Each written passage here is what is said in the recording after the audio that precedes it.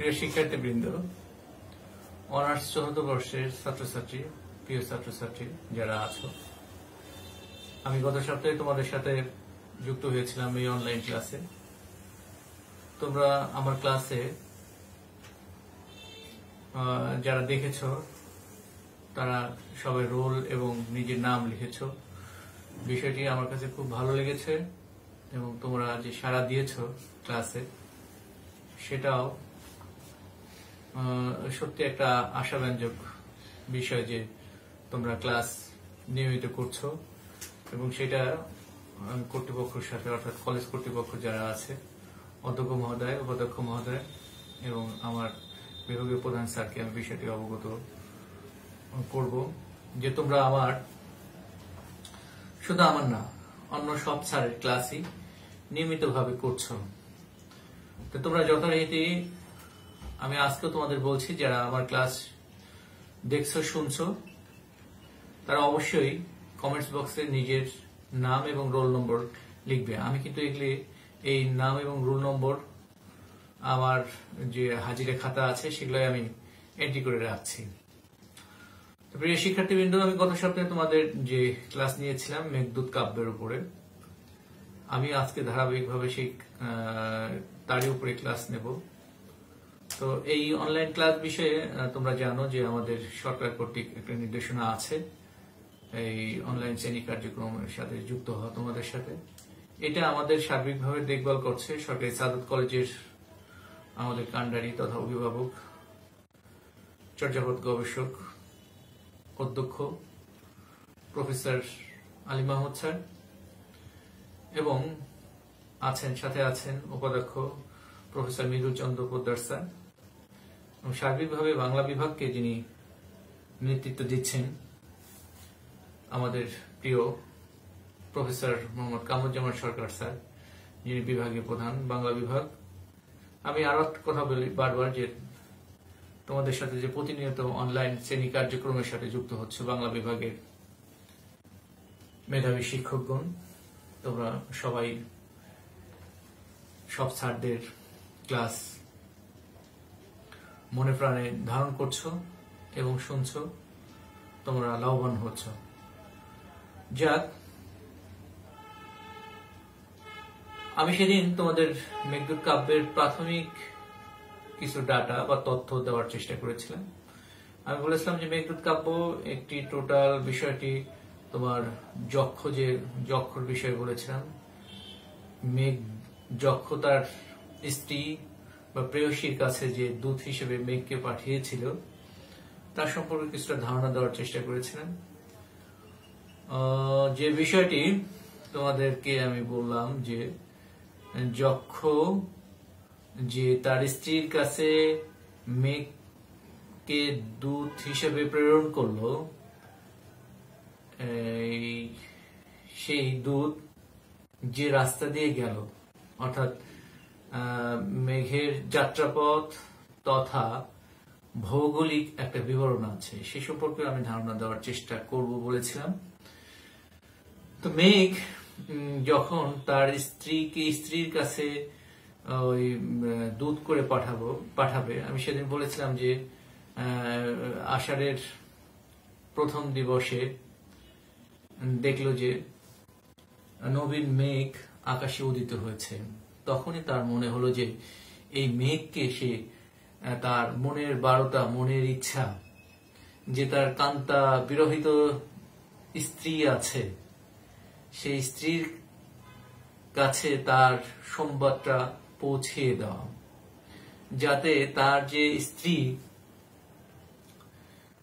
বিরহে তাপিত অবস্থায় আছে, তার কাছে এই যক্ষ যে ভালো আছে, যক্ষ যে ভালো নাই, সে যে তার স্ত্রীর বিরহে বিরহিত, সেই সংবাদটা পৌঁছিয়ে দেওয়া এবং তার স্ত্রী যে আছে, ভালো আছে, সেই সংবাদটাও যক্ষর কাছে এসে আবার পুনরায় বলে দেওয়া। তো সেই যাত্রাপথে আমরা যদি দেখি যে যাত্রাপথের যে বিবরণটা দিয়েছে, মেঘদূতের একটা কিন্তু বুদ্ধদেব বসুর যে বইটি আছে সেখানেও কিন্তু আমরা লক্ষ্য করি যে শ্লোকগুলো আছে 118টি যে শ্লোক আছে এই শ্লোকগুলো কিন্তু একটা পর্বে ভাগ করা আছে, দুটো পর্বে ভাগ করা আছে। আমি সেদিন বলেছিলাম যে পূর্ব মেঘ এবং উত্তর মেঘ। এই পূর্ব মেঘের যে বিষয়টা, তোমার এই মেঘের যে যাত্রাপথে যে প্রথমে যে কুচি ফুলের অল্প সাজিয়ে মেঘকে যে সম্ভাষণ করলো, তারপর সম্পূর্ণ বক্তৃতাটি বুদ্ধদেব বসু একটা শখ আকারে তার বইতেই কিন্তু প্রকাশ করেছে। তোমরা যদি সেটা খেয়াল করো বা দেখো, তোমাদের হাতে সবার কাছে বই আছে আমি জানি, যে চটুবাক্য তোমার 6 নম্বর শ্লোকে প্রকাশ করেছে, যক্ষের ভাষণের প্রথম শ্লোক। তারপরে গন্তব্যের উল্লেখ আছে 7 নম্বর শ্লোকে, কোথায় যেতে হবে যক্ষতা প্রথমেই জানিয়ে দিল, তারপর ধীরে ধীরে পথের বিবরণ আসছে। তারপরে মেঘকে প্রলোভন দেখিয়েছে যে মেঘ এই যাত্রা পথে গেলে কি পাবে। আমরা জানি যে মেঘকে যে যাত্রা পথে যাওয়ার জন্য যে উদ্বুদ্ধ করেছে, এটা কিন্তু তাকে প্রলোভন বা প্রলুব্ধ করেছে বা লোভ দেখিয়েছে। সে কি বলে নদী পাবে, তারপরে পর্বত পাবে, তারপরে তোমার উজ্জয়িনী নগরী পাবে, এই সমস্ত, তারপরে সদ্য বিকশিত ভুঁইফোর যে গাছ নাকি লতাপাতা গজাবে, সেখানে হরিণ বিচরণ করবে, সেই সমস্ত বিষয় দেখবে। তারপরে বেপথুমতী মেয়েরা অথবা তোমার পুষ্পচয়িকা যে নারীরা, বধূরা, তোমার পুষ্প চয়ন করতে করতে যারা ঘর্মক্ত হয়ে গেছে, তাদেরকে কি করবে, অলক তুলে দেখবে যে মেঘ আসছে। সেই তারা কিছুটা নখের আছড়ে যাদের তোমার কি বলে কানের এই পাশ দিয়ে ক্ষত হয়ে গেছে, বৃষ্টির স্পর্শ পেলে যে আনন্দিত হবে, এই সমস্ত বিষয় কিন্তু তারা লোভ দেখিয়েছেন। তারপরে সৎ বিবেচনা 13 নম্বর শ্লোক আছে। আর টোটাল দিক নির্ণয়টা আছে। মেঘকে বলা হয়েছে, মেঘ তুমি প্রথমে কি বলে পূর্ব দিক থেকে যে উদিত হয়ে সোজা দক্ষিণ উত্তর দিকে না যেয়ে, মেঘকে বলেছে যে সোজা উত্তর দিকে না যেয়ে প্রথমে পশ্চিম দিকে যাবা, তারপরে পশ্চিম দিক থেকে একদম সোজা উত্তর দিকে দিক নাও। কেন পশ্চিম দিকে যেটার কথা বলা হয়েছে, যে তোমার এই কি বলে কালিদাস বলা হয় যে কালিদাস সম্রাট আদিত্যের এই যে তোমার উজ্জয়িনীপুরে তোমার যে রাজসভা কবি ছিল, সেই উজ্জয়িনীর যে রাজসভা কবি, এই জন্য মেঘকে বলেছে যে উজ্জয়িনী নগরীটাকে ভালো করে দেখে যাওয়ার জন্য সেখানে রাত্রি যাপন করতেও কিন্তু বলেছে, তাই না? তো এভাবে 14 নম্বর শ্লোকে মেঘের 4টা পথের ইয়ে দিয়েছে। তারপরে একেবারে পথ নির্দেশন বা ভৌগোলিক বিবরণ দিয়েছে 16 নম্বর শ্লোক থেকে শুরু করে একেবারে তোমার আমরা যদি বলি যে একদম শেষ পর্যন্ত, অলকা পর্যন্ত কিন্তু সে একটা বর্ণনা দেওয়ার চেষ্টা করেছে। তারপরে নাকি কি বলে পূর্ব মেঘের একেবারে শেষ শ্লোক পর্যন্ত সে যাত্রাপথের বর্ণনা দিয়েছে। আর উত্তর মেঘে এসে অলকা নগরের বর্ণনা দিয়েছে।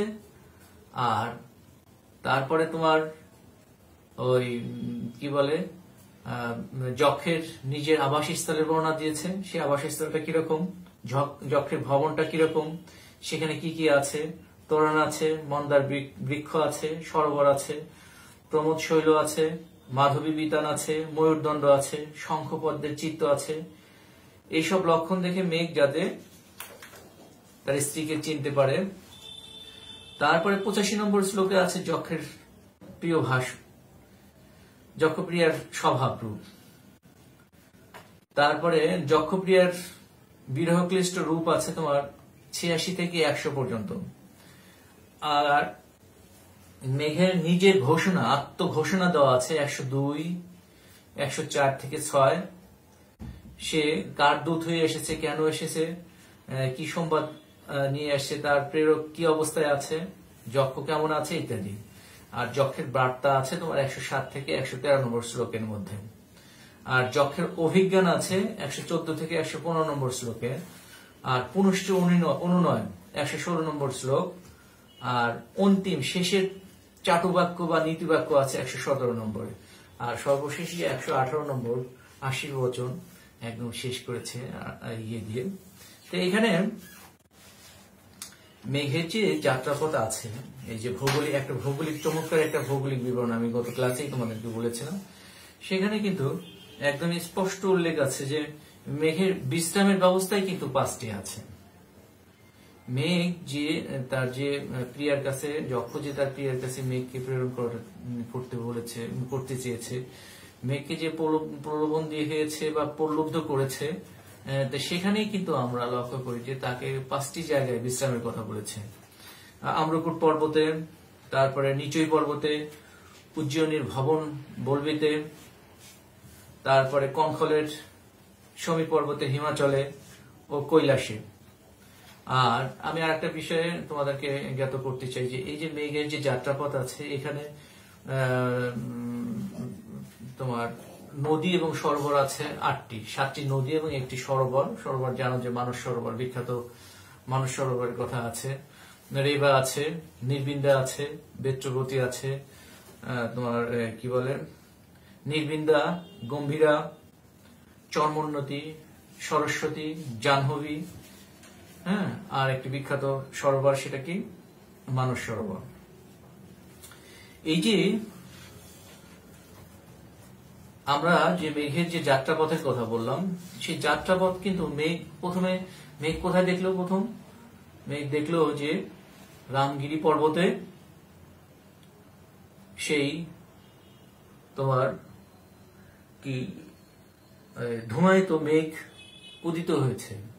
তখনই কিন্তু তার সেই আষাঢ়ের প্রথম দিবসে মনে হয়েছিল যে মেঘকে দূত করে সে প্রেরণ করবে। সেখান থেকে মেঘকে তোমার আম্রকুট পর্বতে যেতে বললো।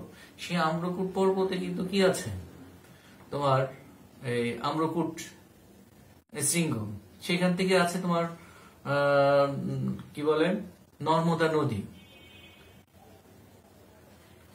নর্মদা নদী থেকে তোমার এটা কিন্তু সোজা মেঘকে পশ্চিম দিকে যেতে বললো। পশ্চিম দিকে যে আছে ওই যে বিদিশানগর, উজ্জয়িনী, পুরী, সেখানে ভবন বলবি আছে, সেখানে রাত যাপন করতেও কিন্তু বললো। যে উজ্জয়িনী নগরীতে তুমি সুউচ্চ ভবন, তারপরে তোমার ওই কি বলে উদয়ন বিদ্যা যে কথা বলবে, হ্যাঁ, তারপরে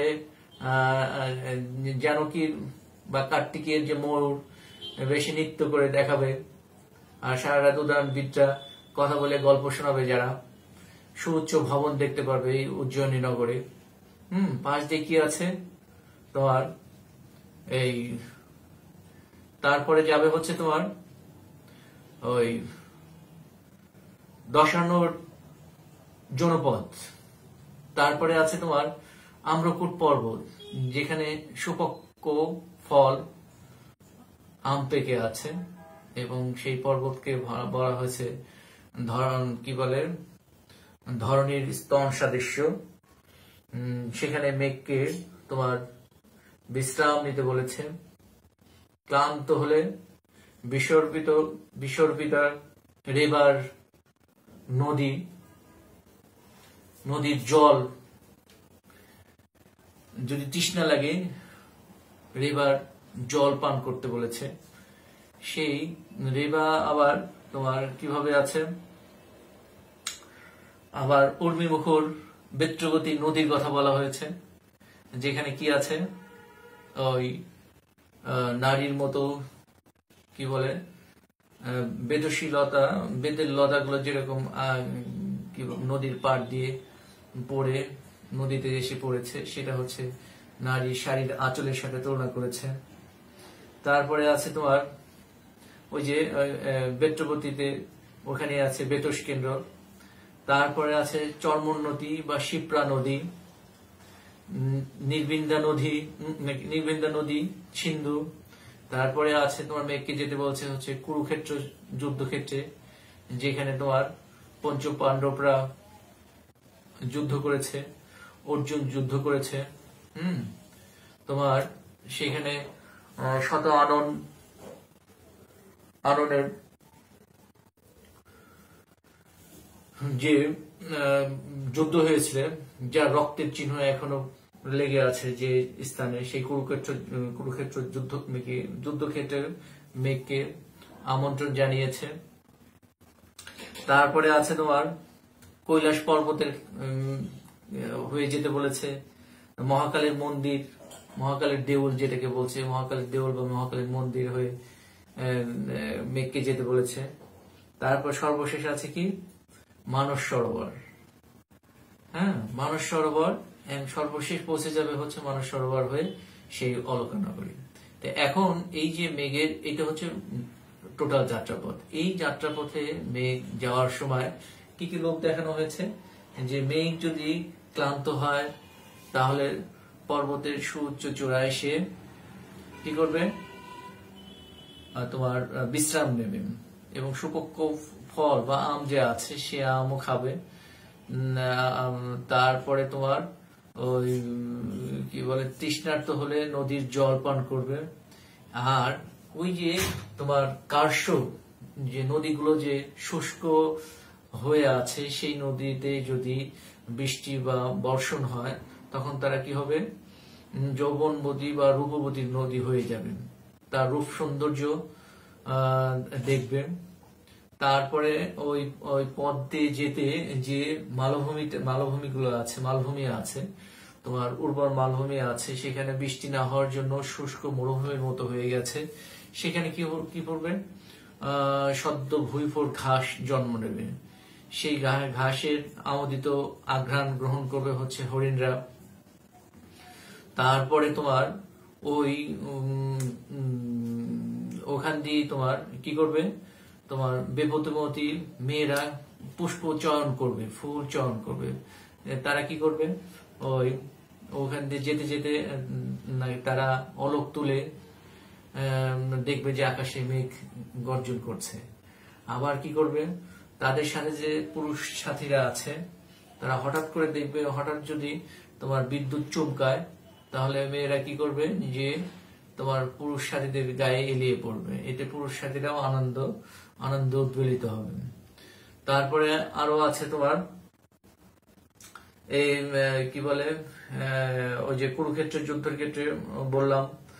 তারপরে আছে তোমার কৈলাসে যাবে, সরস্বতী ইয়েতে যাবে, নদীতে যাবে, যেখানে সরস্বতী কি বলে ওই যে এলাহাবাদ বা প্রয়াগ নামে যেখানে এখন পরিচিত, এই সমস্ত স্থান হয়ে মানস সরোবর হয়ে মেঘ কোথায় যাচ্ছে, এই পূর্ব মেঘ থেকে উত্তর মেঘে যাবে।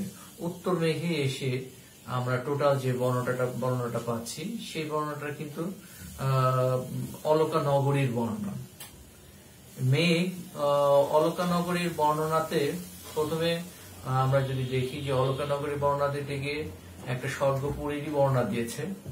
সেই স্বর্গপুরীতে কি কি আছে, যেখানে আনন্দ ছাড়া কোনো বিচ্ছেদ নেই, রমণীদেরও কোনো বেদনা বা দুঃখ নেই, কেবলমাত্র কাম জ্বালা বা যদি তাদের প্রিয়া বা স্বামী যদি দূরে থাকে, তাদের যে মনের কষ্ট, সেই কষ্ট ছাড়া তাদের আর কোনো কষ্ট নেই। যাই হোক, অলকা নগরীর চমৎকার ভাবে বর্ণনা দিয়েছেন কবি। অমর বাঞ্ছিত নগর, যেখানে সবসময় পুষ্প কি বলে পরিস্ফুটিত হয়, গাছে গাছে নতুন পাতা সবসময় শোভা পায়, যে নগরীতে তোমার কি বলে সুউচ্চ বৃক্ষগুলো শিবের মতো, শিবের বাহু উত্তোলিত করে যে নৃত্য করছে সদা, সেরকম সুউচ্চ বৃক্ষগুলো। এইভাবে কবি কালিদাস এই অলকা নগরীর বর্ণনা দিয়েছেন। তো অলকা নগরীর বর্ণনা দিতে দিয়েই এরপরে আমি বললাম যে তোমাদের সেই কবি তার স্ত্রীর বিষয় নিয়ে এসেছেন। সেটা কি, যে তার স্ত্রী কি অবস্থায় আছে। তার স্ত্রী অনেকগুলো বিষয়ের কথা বলেছে। তার স্ত্রী একটা সময় তোমার রাতের বেলায় কি বলে জ্যোৎস্না পছন্দ করতো। তার জানালা দিয়ে যে জ্যোৎস্না বা বাতায়ন পাশ দিয়ে যে চাঁদের আলো এসে পৌঁছতো, সে আর এখন জানালাই খুলে না। কারণ হচ্ছে তার প্রিয়া তার কাছে নাই। এই জ্যোৎস্না রাত বা জানালা দিয়ে বা বাতায়ন দিয়ে যে চাঁদের আলো দেখা যেত, চাঁদের আলো দেখলে তার স্বামীকে মনে পড়বে। এই জন্য তার স্বামীকে সে জানালাই আর খোলে না। তারপরে প্রতিদিন দেহলিতে একটি করে ফুল রাখে। সারাদিন যায়, আবার সন্ধ্যার সময় সে ফুলগুলো গুনে যে কতদিন আর বাকি আছে। তোমরা জানো যে যক্ষের 1 বছর নির্বাসন দণ্ড হয়েছিল। সেই নির্বাসন কিন্তু শেষ মুহূর্তে এসে কতদিনে ঠেকেছিল, 4 মাস আর বাকি আছে, 8 মাস কিন্তু কেটে গেছে। তো দেহলিতে যে ফুল রাখা হয় প্রতিদিন, সেই ফুল আবার সন্ধ্যা আরতিতে গুনে দেখা হয় যে আর কতদিন বাকি আছে। প্রিয় শারিকা, অর্থাৎ পিঞ্জরে যে শারিকা বা পাখি রাখা ছিল, যে তার যে প্রিয় নাকি তার প্রিয়া বা যে তার যে প্রভু, সে প্রভুকে তার কি মনে পড়ে না, সেটাও সে প্রশ্ন করেছে। অথবা সে কি বলে প্রিয়ার প্রসঙ্গ বলতে গিয়ে বলেছে যে তার প্রিয়া কি করে, খুব সুন্দর গান করতে পারেন, কিন্তু এখন আর সে গান ধরতে পারে না বা বাঁধতে পারে না। কারণ যখনই সে গান ধরতে যায় বা বাঁধতে যায় বা গান গাইতে যায়, তার চোখের জল কি করে বিনার তারের উপর এসে পড়ে, তখন আর গানের সুর হয় না। আবার কি করেছে, আবার তার চুল উস্কো খুস্কো হয়ে গেছে। তারপরে সে কি বলে গান রাত্রিতে সে ঘুমাতে পারে না। কিসের জন্য, যখনই সে ঘুমাবে বলে ভাবে, মেঘকে বলেছে যে মেঘ তুমি যাও আমার প্রিয়ার কাছে বা প্রিয়ার সান্নিধ্যে তুমি যাও, কিন্তু তুমি কিন্তু বিদ্যুৎ চমকেও না বা গর্জন করো না, কেননা আমার প্রিয়া তার দীর্ঘদিন ধরে ঘুমায় না। যখনই ঘুমাতে যায় তখনই তার স্বামী বা প্রিয়ার কথা মনে পড়ে, তার চোখে অশ্রু, যেটাকে আমরা জল বলি আর কি, অশ্রুতে ভরে যায়। সেজন্য সে আর তার চোখে ঘুম আসে না। সে যদি কোনোভাবে ঘুমায় তাহলে তুমি কি করো, কোন শব্দ বা গর্জন করো না, আস্তে ধীরে সেখানে পৌঁছো। তো এইভাবে মেঘকে তার কি বলে তার প্রিয়ার কাছে বা স্ত্রীর কাছে প্রেরণ করার চেষ্টা করেছে। আবার বলেছে যে হে মেঘ, তুমি যে আমার স্ত্রীর কাছে যাবা, তবে আমার স্ত্রী আমি যে তোমাকে পাঠিয়েছি সেটা সে কিভাবে বুঝতে পারবে। এই জন্য মেঘও অনেক চটুল বাক্য কি বলে তার পরিচয় দেওয়ার চেষ্টা করে, তার বন্ধু, তার স্বামী যে তাকে পাঠিয়েছে। এই জন্য আবার যক্ষ বলে দেয় যে আমি যে তোমাকে পাঠিয়ে দিয়েছি, এটারও একটা আছে, তোমাকে যোগ্য বিষয় তাকে বলে দেওয়ার চেষ্টা করছে। সেই বিষয়টা হচ্ছে কি, যে আমি একদিন স্বপ্নে বলছে যে আমি একদিন আমার স্ত্রীর সাথে শুয়েছিলাম, হঠাৎ করে আমার স্ত্রী রাত্রিতে কি করলো, কুকিয়ে উঠলো, এবং আমি তাকে জিজ্ঞেস করলাম কিসের জন্য যে তুমি এরকম জেগে উঠলা বা কুকিয়ে উঠলা। তখন প্রথমত বলতে চাইল না, কিন্তু শেষে বললো যে তুমি অন্য নারীতে আসক্ত, এটা সে স্বপ্নে দেখেছে। যাই হোক, এইভাবে সে স্বপ্নের কথা বললেই কেবলমাত্র কি করবে, বুঝতে পারবে যে যক্ষই অর্থাৎ তার স্বামী তাকে কি করেছে, তার কাছে পাঠিয়ে দিয়েছে। তো এইভাবে মেঘকে কি করলো, যক্ষ এও বললো যে তুমি আমার স্ত্রীকে যে বলো যে তোমার স্বামী সেও ভালো নেই, অর্থাৎ তোমার বিরহে সেও পীড়িত অবস্থায় আছে, তবে কি করবে, যে সে জীবিত আছে, সে এখনো মরে নাই, আর 4 মাস পরেই যে তাদের অভিশাপ বা শাপ মুক্ত হবে, তবেই তাদের আবার সেই পূর্বের ন্যায় তারা একত্রে বসবাস করতে পারবে। এখন যে তুমি যে ভালো আছো, তোমার যে বারোটাটা সেই বারোটাটা আবার কি করবে, মেঘ যক্ষ মেঘকে বলেছে যে আমার স্ত্রীর বারোটা আমার কাছে এসে যেন অবশ্যই পৌঁছে দেও। এইভাবে মেঘ তার স্ত্রীর কাছে পৌঁছেছে, সে যক্ষের কথা বলেছে এবং তার স্ত্রী যে এখনো জীবিত আছে, প্রাণ যে শরীরে ধারণ করেছে, সেই সংবাদটাও যক্ষের কাছে পৌঁছে দেওয়ার কথা বলার মধ্য দিয়েই তোমার এই কি বলে এই কাব্যের কাহিনীর পরিসমাপ্ত ঘটেছে। যাই হোক, এই যে যাত্রা পথের যে আমি সংক্ষিপ্ত বর্ণনা দিলাম, এই সংক্ষিপ্ত বর্ণনার মধ্যে দিয়ে আমি এই গল্পবস্তুর শেষ অংশে চলে আসছি। তো প্রিয় শিক্ষার্থীবৃন্দ, আমি যে ধারাবাহিকভাবে যে আমরা ক্লাস করছি, তোমরাও ক্লাস করো। আমি এটার উপরে আরো কয়েকটি ক্লাস নেব প্রয়োজনে। তোমার যক্ষ সম্পর্কে বলবো, তোমার এই অনুবাদকের যে ভূমিকা আছে, অনুবাদ যে করেছেন, এই সম্পর্কে আমরা আলোচনা করব। প্রশ্ন সম্পর্কে তোমাদের ধারণা দেওয়ার চেষ্টা করব। আর ক্লাসগুলো যদি শোনো তোমাদের উপকার হবে। অনেক বিষয় পেয়ে যাবে, কুইজ কোশ্চেন বা সংক্ষিপ্ত কোশ্চেন যা আছে, তোমরা যদি মনোযোগ দিয়ে শোনো তোমরা উত্তর করতে পারবে আশা রাখি। তো প্রিয় শিক্ষার্থীবৃন্দ, আমরা ক্লাস আর দীর্ঘ করব না। তোমরা কি বলে সরকার নির্দেশিত যে স্বাস্থ্যবিধি আছে, বিশেষ করে এখন মাস্ক পরার বিষয়ে খুবই গুরুত্ব দেওয়া হচ্ছে। তোমরা বাড়ির বাইরে বের হলে অবশ্যই মাস্ক পরিধান করে ঘরের বাইরে বের হবে। আর আমি বরাবরই বলি যে তোমরা যুব সমাজকে পরিবর্তনে তোমাদের গুরুত্বপূর্ণ ভূমিকা আছে। তোমরা নিজেরা মাস্ক পরবে এবং অন্যকেও মাস্ক পরতে উদ্বুদ্ধ করবে। আর সর্বশেষ কথা হচ্ছে যে তোমরা যদি তোমাদের কোনো প্রশ্ন থাকে অবশ্যই মন্তব্য বক্সে সেটা লিখে জানাবে। পরবর্তী ক্লাস আবার দেখা হবে, সে পর্যন্ত তোমরা ভালো থাকো। ধন্যবাদ সবাইকে।